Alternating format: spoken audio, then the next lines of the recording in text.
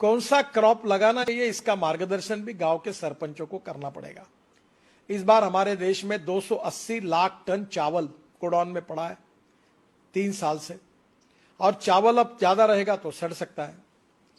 क्या आज हमारे देश में चावल इतना ज्यादा है कि पूरे वर्ल्ड को हम चावल दे सकते हैं? वी आर चावल सरप्लस। चीनी, शक्कर, इतनी हालत खराब है कि वर्ल्ड में इंटरनेशनल मार्केट में चीनी का भाव 22 रुपए किलो है, हमारे देश में 34 रुपए किलो है, और हम 10 रुपए किलो सब्सिडी देकर पिछले साल में हमने 60 लाख टन चीनी एक्सपोर्ट की और 6,000 करोड़ की सब्सिडी दी। तीसरी बात, गेहूं सरप्लस है, मक्का सरप्लस है। 1700 रुपए एमएसपी जो मक्के की थी वो भाव अब 1000 और 1100 रुपए पे आया है। क्या क्रॉप पैटर्न हम बदल सकते हैं? हमारे देश में 80 से 90 हजार करोड़ का एडिबल ऑयल हम इंपोर्ट करते हैं, पर आज दुर्भाग्यवश हमारे देश में फल्ली का तेल हो, जवस का तेल हो, सरसों का तेल हो, करड़ी का तेल हो, सोयाबीन का तेल हो, आज कम है। तो क्या पर एकड़ प्रोडक्टिविटी बढ़ाकर हम इसको कर सकते हैं क्या? सब संभव है। मैं नागपुर में, हमारे ऑरेंजेस होते हैं, और मुझे बहुत इच्छा थी कि नागपुर के ऑरेंजेस एक्सपोर्ट हो। मुझे स्वीडन जाना था, तो यहाँ राहुल ठाकरे करके, सिद्धरराव ठाकरे करके बहुत बड़े नेता थे कांग्रेस के, अभी भी है, उनका लड़का था, बहुत अच्छा काम करता है। मैंने कहा मुझे 2 बैग भर के आप संतरे दो। मैं दुबई गया और दुबई के लोगों को मैंने सबको, मेरा अच्छा दुबई में संबंध था, तो बुलाया चाय के लिए और सबको संतरे दिए। अब हमको 6 कंटेनर हमारे बेचे गए और अभी 100 कंटेनर का ऑर्डर मिलेगा, और 32 रुपए किलो संतरे का भाव मिल रहा है, जबकि यहां हमको 12 रुपए 15 रुपए भी नहीं मिल पा रहा। हमारे यहां सब्जियां हम एक्सपोर्ट कर सकते हैं।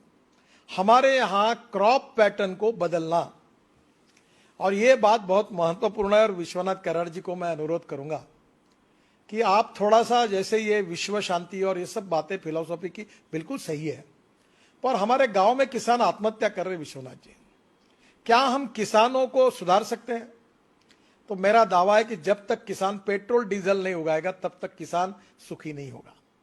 हमने इथेनॉल लाया, जो गन्ने के जूस से इथेनॉल बनता है, गन्ने मोलाइसिस से बनता है। अभी तो हमने शुगर के बजाय इथेनॉल में कन्वर्शन किया। 1600 करोड़ लीटर हमको इथेनॉल चाहिए, अभी हम 550 करोड़ तक ही पहुंचे हैं।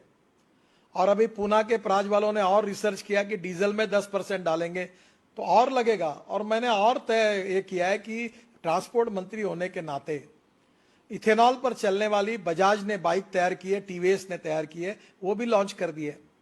क्या हमारे गांव का जवान लड़का अपने गांव में चावल से, मक्के से, गन्ने से तैयार हुए फ्यूल पर अपनी गाड़ी, अपनी स्कूटर अगर चलाएगा तो इंडियन ऑयल और भारत पेट्रोलियम के पंपों की कोई जरूरत नहीं है। मैं कोई इंडियन ऑयल और भारत पेट्रोलियम के विरोध में नहीं हूं, पर 8 लाख करोड़ का हम इंपोर्ट कर रहे हैं और प्रदूषण बढ़ा रहे हैं। उसके बजाय हम किसानों ने तैयार किए हुए ईंधन पे जाएंगे। तो मेरी एक ही सुझाव है कि diversification of agriculture towards energy and power sector, यह विषय विश्वनाथ जी हमें लोगों को जगाने के लिए बहुत आवश्यक है। ये अगर होगा, और इसमें काफी काम हुआ है, हवाई जहाज का ईंधन भी किसान तैयार कर सकते हैं, किसान बिजली भी तैयार कर सकता है, किसान मोटर, कार, बस, ट्रक चल सकती है, और ये सब सिद्ध हुआ है। मैं ट्रांसपोर्ट मंत्री हूं, मैं आपको इसकी सब जानकारी दूंगा। तो गांव इससे भी समृद्ध और संपन्न बनेंगे। और सबसे इंपॉर्टेंट चीज है कि गांव में अच्छी शिक्षा मिलनी चाहिए।